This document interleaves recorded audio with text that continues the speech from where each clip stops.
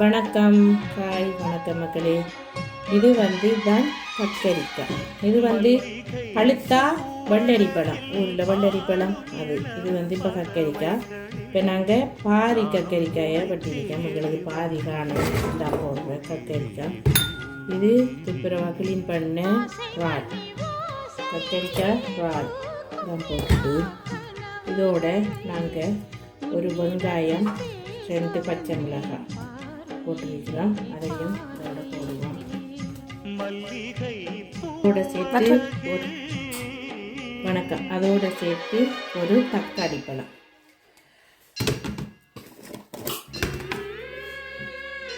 தேவைக்கு அளவான மஞ்சள்,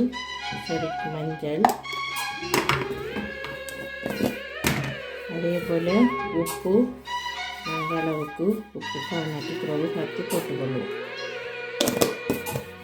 நாங்கள் இப்போ எல்லாத்தையும் அவிய வச்சுருக்கிறோம்.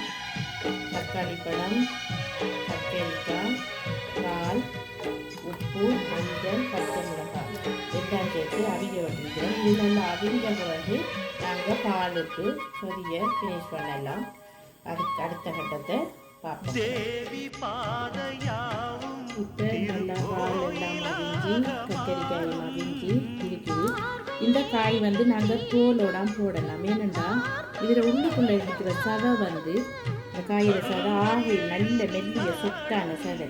அதனால் தோலை சீவி நாங்கள் போட்டோம்னா அது டக்கண்டு கரைஞ்சிடும். தோலோடு இருந்துச்சு என்று சொன்னால் கொஞ்சம் கெட்டியாக புளிக்கிரிக்கும், சொதி முடியும் வரைக்கும். இப்போ பாருங்க, பால் அவிஞ்சிட்டு கத்தரிக்காய் அவிஞ்சிட்டு நாங்கள் பால்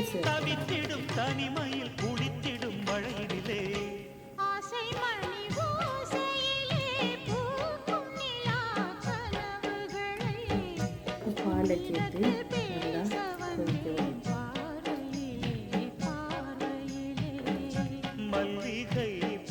நல்லா கொதிக்க வேணும்.